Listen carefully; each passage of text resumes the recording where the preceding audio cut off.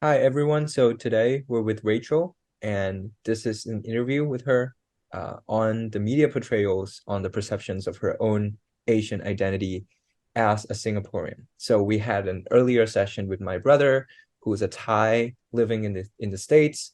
So now we're going to transition into a Singaporean perspective on things.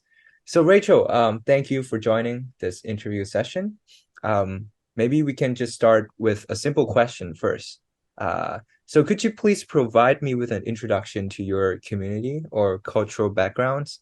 So tell me more about yourself. What are some important aspects of your community's history or values? I am a Singaporean who grew up in Singapore. So I would say that I'm surrounded by like many Asians like myself. So I really haven't I only see like, the Western portrayal of Asians through like media. I don't experience it in real life. So I would say my like back how to say my community and my friend group is all mostly Asians like myself lah. So that's where my perspective would be coming from. Yeah. Hmm, that's good. Because I think from my experience living in Singapore as well, I think the main difference between Singapore and Thailand mainly exists in the multicultural aspect of Singapore, right? So as you said, Singapore is a country that is like predominantly Asian, but at the same time you have like different kinds of Asian people living there. So you have like Chinese, you have like Malays, you have like Indians. So I think that's like one of the distinguishing factors that differentiates Singapore from countries like Thailand. So yeah, so that's good. And I think to go on with the next question, um, how would you describe your connection to your Asian cultural identity? So, maybe you can tell me some of your cultural practices in Singapore or some values that you strongly resonated with. I would say because, as you mentioned, Singapore is a multinational, multicultural society. Sorry, not multinational, multicultural society. So, I would say that although the older generation might be like more traditionally Chinese or Indian or Malay, then the newer generation feels like a bit more westernized in a way. So it's kind of like we are not as rooted in our heritage and our culture, but yet we will still follow like some traditions. So for example, like we still have our public holidays where we go visiting during Chinese New Year. We still like, maybe practice some like superstitions, that kind of thing. But I would say like we're not as deeply rooted in our heritage as people from like say China, even though we're Chinese. So I think that is maybe one difference lah in Singapore is that we don't really have a very strong and deep culture and heritage because we're just so young and new. We're like only 50 plus years old.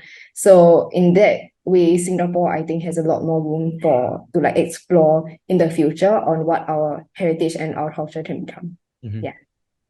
Wow, that's a really beautiful answer. I think it's really interesting when you brought up the fact that there's like a generational gap between younger generations and older generations within the country itself. And there's like a different interpretation of Asian cultures that exist within two different generations, right? So yeah, so we talked a lot about Singapore and your identity within the community. So maybe we can talk more about one. If you were to pick one specific Asian culture that is unique to Singapore, what would that be? And can you like just explain to me the significance of that practice? Wow. I think it very hard because I don't because like Singapore, as you said, is multicultural, and Yeah, because I'm Chinese, right? I will give you a Chinese answer. So maybe like maybe Singlish, maybe. Singlish, maybe to some extent, but like that's like inherently Singaporean. I don't think that's like predominantly Asian. You know what I mean? Hmm. Like I don't really think of like a certain trait when I think of like Asian because I'm Asian and all my friends are Asian. Yeah. So there isn't really that difference between like what's Western and what's Asian. There isn't that jet. Yeah. In Mhm. fact, in Singapore, the Western are the minorities. So to us, they may look like, a bit different or like a bit weird. Yeah. I see, I Yeah. see. Yeah. So I guess this highlights the pan ethnicity. So I think it's really interesting to see where like the entire country of Singapore, of course, is composed of Asians, but you have like different ethnic groups, right? So I guess in terms of pan ethnicity solidarity, how would you describe like the relationships between different ethnic groups? Like, okay, they're all Asians, as you mentioned, but what would you say is the state of the racial relationships between these groups? Is it, do you think it's good, or do you think there should be improvements in any kind of relationships between different ethnic groups? If I'm not wrong, it was about 3 or 4 years ago that someone mentioned on social media or something that where Singapore is at now is not like it's not racial harmony as we like to aim towards, but instead racial tolerance. So my experience is that to some extent you can see it. So I would say that this is from a more negative, perspective lah, that even though we are all living the same space, we're all actually have friends who are from other races and other ethnicities, but there's still a difference in the sense that like some things are cultural. So like maybe one race will have grown up doing this with their family, but the other race hasn't.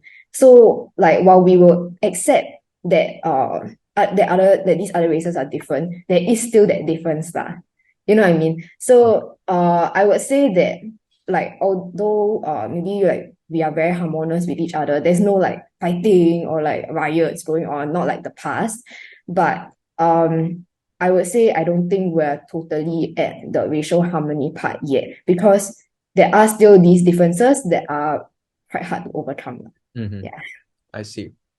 Yeah, that's an interesting take because I've seen like my time in Singapore, my short time, 4 years, I've seen like a lot of policies, at least from the government, kind of promoting racial tolerance. And they're trying really hard to promote racial harmony. Policies like, I don't know, ethnic integration program or GRC. Mm. Um, and you have like these grassroots organizations that are nonprofits that aim to promote the same kind of ideology and the same kind of solidarity between people.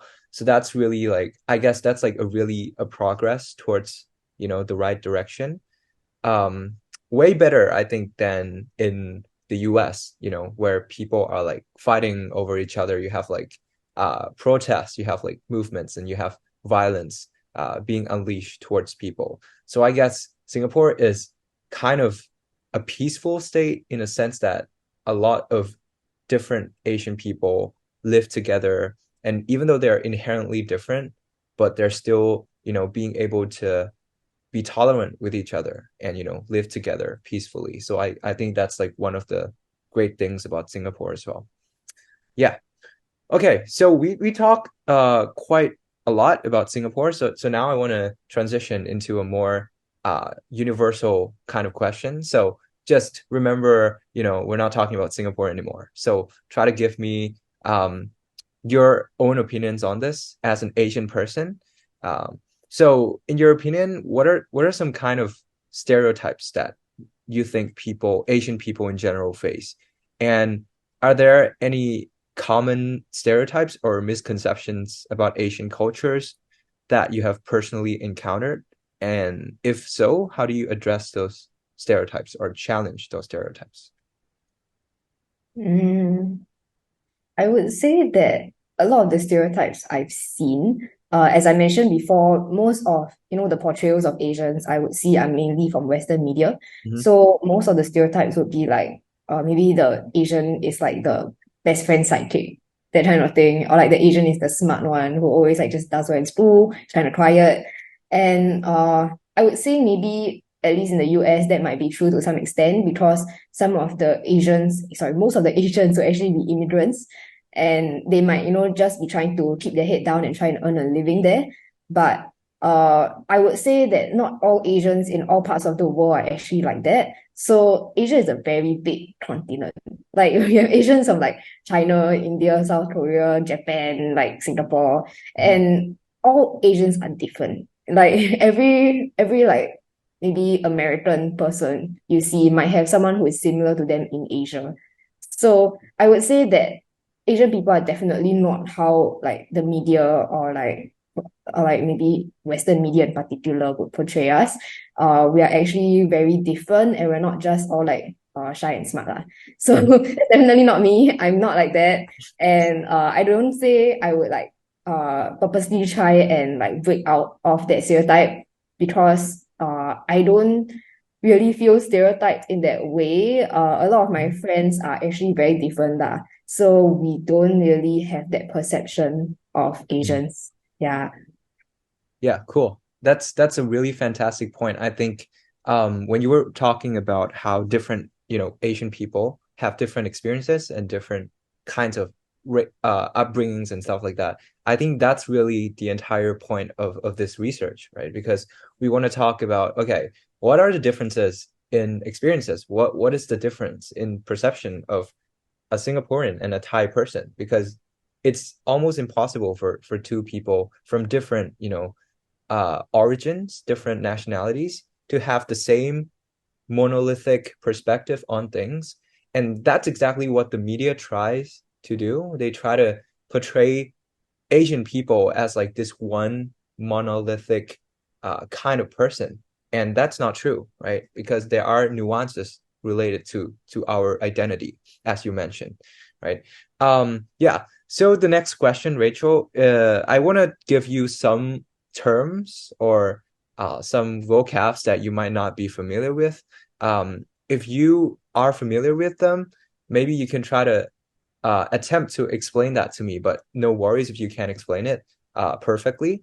So, are you familiar with the concepts of model minority? Firstly, secondly is yellow peril, thirdly is yellow facing, and fourth is typecasting. So, if you're familiar with that, please explain them. But if you're not, it's fine. I will try to give you the definitions for each of these terms before we go on. I think to some extent, like some of the words are familiar to me lah. So like model minority would be, I think, Hmm. like someone who is a minority group, for example, Asians Hmm. who are like so-called the perfect stereotype of Hmm. themselves that like people have seen in the media. Am I correct? Yeah, yeah, you're right. You're right. Correct. Okay. Yeah. So that is, I think, one of like the definition that I'm Mhm. aware of. For yellow, you say yellow face, Yellow yeah, peril. yellow Yellow barrel. peril before that. No idea what's that. Uh-huh. I Okay. don't know I'll what's explain that. that. No worries. Okay, then the third one is Yellow what? facing. Yellow I think facing. you've heard of this one because we have the incident in Singapore once. Oh, It's we the did that. brown face. Remember the brown Ah, face yeah, yeah, incident? yeah, that one I know. Kind of similar to that. Yeah. Yeah, yeah. So Then you have like people from different nationalities, people that are not Asians playing mm, Asian characters and putting Asian makeups and stuff. yeah, yeah, yeah. That's yellow face. Yeah. Hmm. Then And the then last one, next one. typecasting, would Mhm. be kind of like stereotypicalizing, I guess. Mhm. So it's like you portray a certain like ethnicity as a certain type of character Yeah. only, Yeah. right? You're Yes. absolutely right. Yeah. Thank you. Amazing. So I guess you understand what model minority is and everything else. So only yellow peril.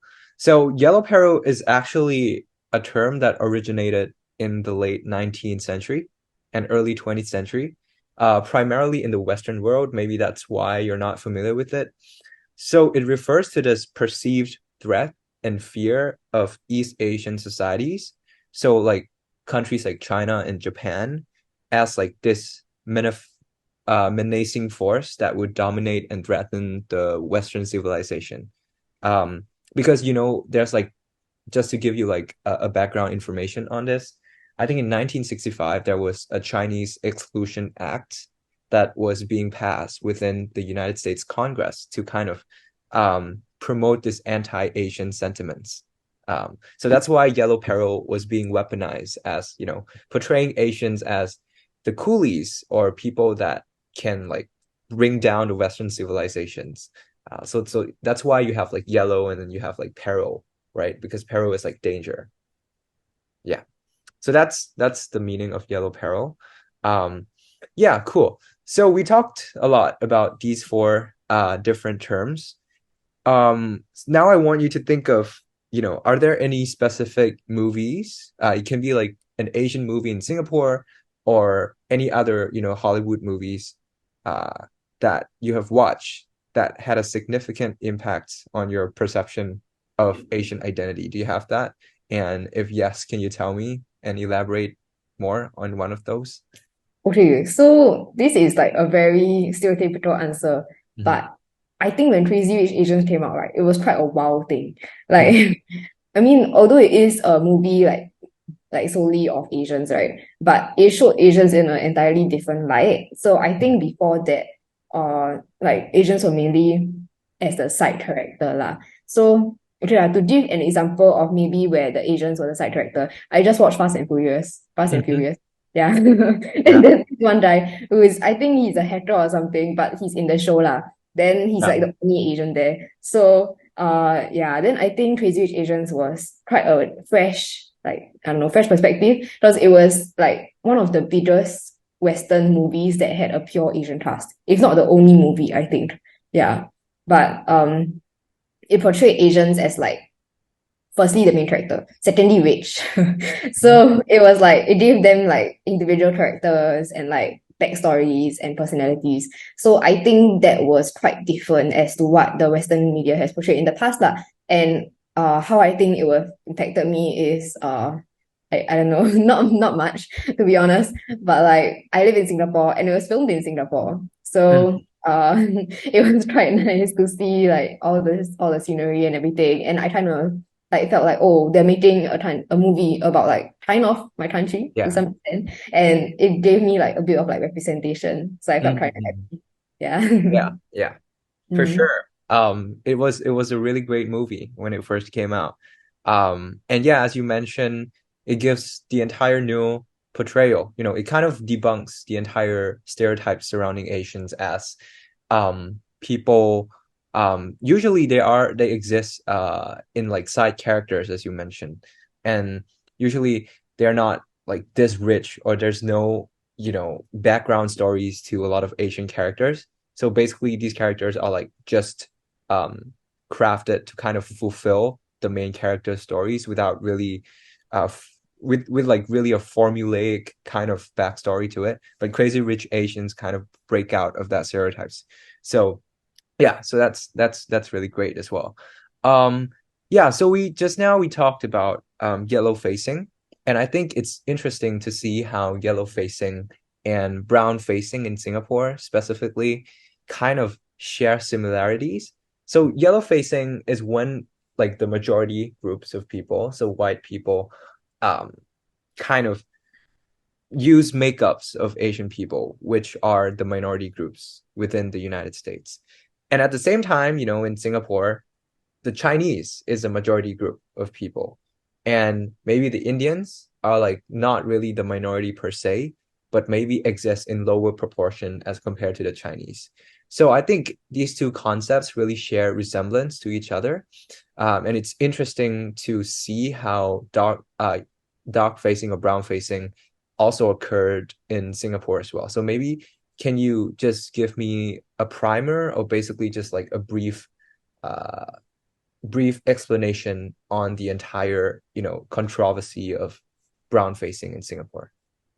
Okay, it was a while ago, so I don't remember it that clearly. But I think what happened was they were trying to make an ad for, I think it was a bank or something. Mm, Then there's this comedian who is Chinese, and he's like a very old comedian from like the 1990s, that kind.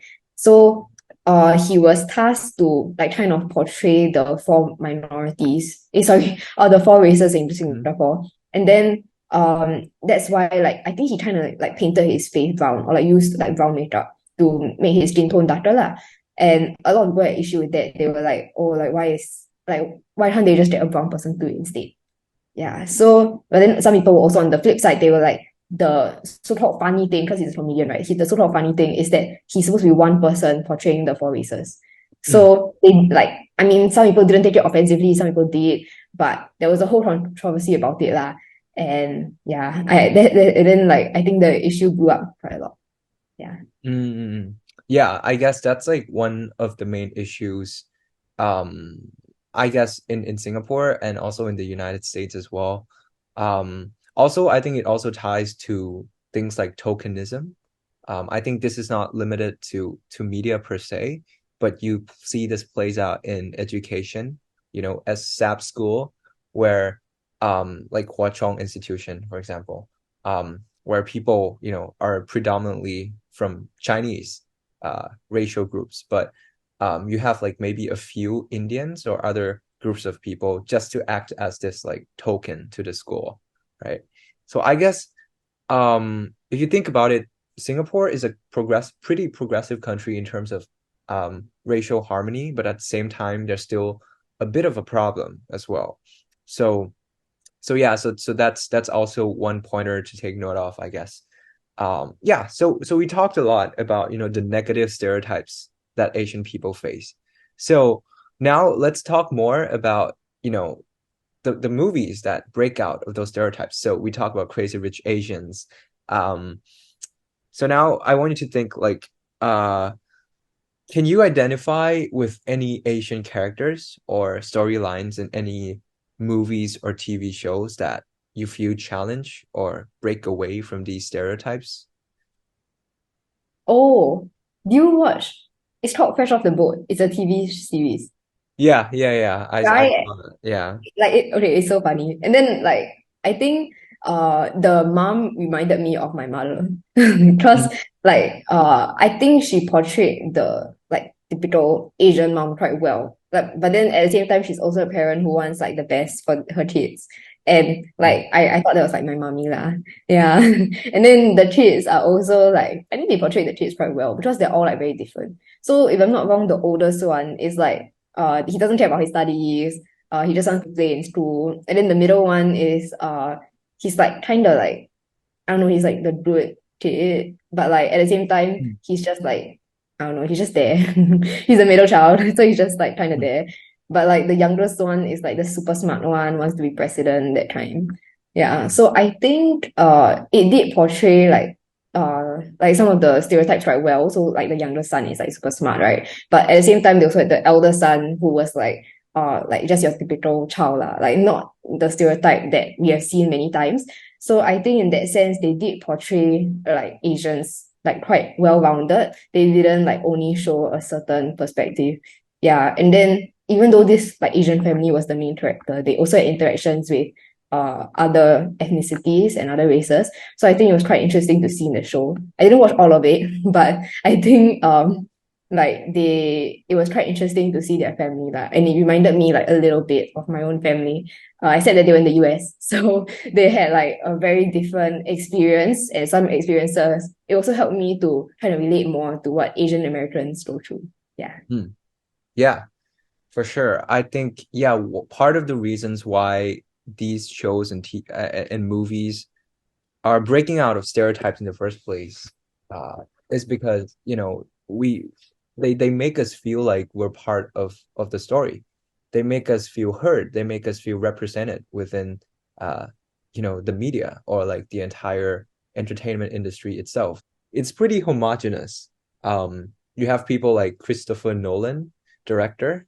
You have people like Taylor Swift. You have people like, I don't know, Jordan Peele. I mean, you can't really find that many Asian directors and actors that play like the leading roles. I mean, you can find Michelle Yeoh. She just won an Oscar. Um, and some other guys, but not that many at all. So I think that's also stems from the fact that we also need more representation within the entertainment industry. And I think it's interesting to see how this plays out as well, where there's stereotype being imposed on us that, oh, Asian people are good at math and sciences. They can never be good at anything else. Or even the stereotype that, parents impose on us where, oh, you gotta go into like this conventional field of STEM or engineering or math or computer science, but when Asian people want to go into like arts or humanities or entertainment or literature, then our parents aren't going to be like, oh, how are you going to make money with that? So I guess that kind of notion also really affects, I think have like an effect on the number of people being represented in the entertainment industry as well. So yeah, so you brought up a really good point on that. It's like a Um, cycle. You know what I mean? Like our parents tell us not to do it, so there's nobody acting, and then the entertainment industry doesn't really favor us. So even if we do go out there, we won't really get roles anyway. Yeah. yeah, So yeah, it's quite hard to break out of it, lah. Yeah. yeah. So it's like there's like systemic racism within the entertainment industry, and then we also have our own problems, right? So it's like almost impossible for us to break into that. Um, yeah. So I guess one of the few questions that I have left, because this research is about, cross-national comparison between Thailand and Singapore. So, it's fine if you can't, if you don't know the answer to this question. I just want to know, like, maybe your thoughts on this. How do you think the concepts that we discussed so far, the stereotypes that the media kind of force on Asian people are perceived differently in media across countries like Thailand and Singapore, or even in the US themselves? Mm, I would say it definitely depends on like how westernized your country is. Mhm. So like because Thailand has a very long history, a very long culture, they also have their own shows in Thai. So I'm Yeah, pretty sure like most of the like people there would watch like Thai dramas or like stuff like that as compared to maybe a Western media which is in English, which they may not be like as fluent in. But like for Singapore, where English is our first language, I would say that more people consume Western media as compared to Thailand or other countries like even China, Japan, Korea, all these other countries. So I would say in a sense that maybe we are more affected as well as more westernized as compared to other Southeast Asian countries purely because our first language is English lah. But in the US, I would say that like because English is their first language too, right? But yeah. because they come from a predominantly white country, they may like be more affected by the stereotypes in the media because they feel like it kind of personally offends them. Like what we're seeing, these stereotypes are it's like through a kind of like a third lens, a third eye kind of thing. So Yeah. it's like, oh, like we know this kind of thing happens in like America, but it's not really our problem because we don't live there. But for like Asian Americans in the US, I think it's quite difficult for them lah, knowing that these stereotypes exist, but being very hard to break out of it. And especially like even day to day, like when you take the subway or like stuff like that, they might even feel like impacted by these stereotypes or like they might Mhm. feel in danger, Oh maybe yeah. because of these stereotypes as well. So yeah. Oh wow, yeah. I Mhm. just heard the word subway and then I just thought, oh, you just went to New York. How was Yeah. it? I was safe, which is good, but like okay, because I have been surrounded by Asians like all my life, right? In the Mhm. subway, I was like the only Asian in an entire car, and it was like super scary. Yeah, What but about your parents? I mean, yeah, lah, but like it's just me and my mom, you know what I mean? And then Yeah. it's like subway car full of like I don't know, Americans. So Yeah. it's quite scary. Yeah. Mm. Yeah, But but glad that you enjoyed the trip, right? yes, it was fun. Nice. Yeah, so do you also think that, demographics also plays an important part in, the perception of identities, I would say, because Singapore, like 100% Asian, not 100%, but like the majority of people there is Asian. Um, so you have more of like inter or like pan-ethnic conflicts between different ethnic groups, right? But within the US itself, it's more of like a struggle between Asians as a whole, versus, other racial groups like the white or African Americans, right? So do you also think that demographics also play a part in the in this? I would say that actually, like like by that phrasing itself, oh, like in the US, it's Asians versus the rest of the like Americans. Then that in itself is already like maybe a bit of a I don't know, a grouping of sorts because not all Asians are the same. Actually, Asians are like super Yeah. different because they have like different like heritage and cultures. But the Western media, or I don't know, maybe Westerners in general, kind of see like Asians as all the same, and they don't really like some of them, most of them might not even know that there's like different kinds of Asians from different kinds of countries. So I think like that so-called divide actually shouldn't be a divide at all lah. Like I think that actually because Asians are so different in themselves, it's very hard for them to kind of like band together to some extent Yeah. because even though the Westerners like see them as like a whole group, but they're not really a whole group. They're just people, man. So Yeah. it's like I think this is quite a big issue lah that is very hard to work around because it's like as you said, as we said, like there's a very long history of like Americans being like purely like white or black, and there's very little Asians in America. Like even now, the demographics of Asians are very little in most states of America.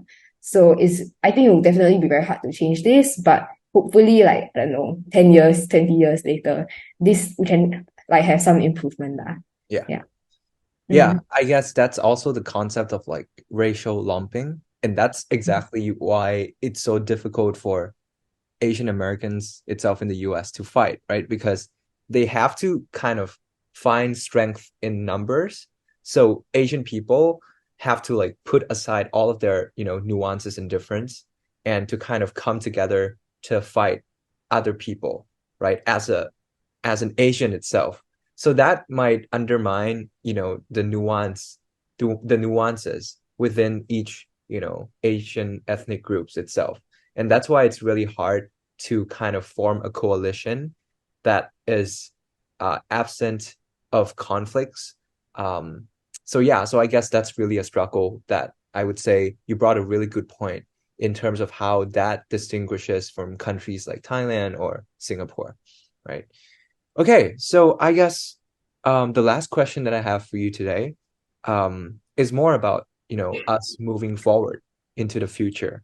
So what do you think are some of the ways that the Asian community should do collectively, right, to dismantle all of these media imposed stereotypes or generalizations on us?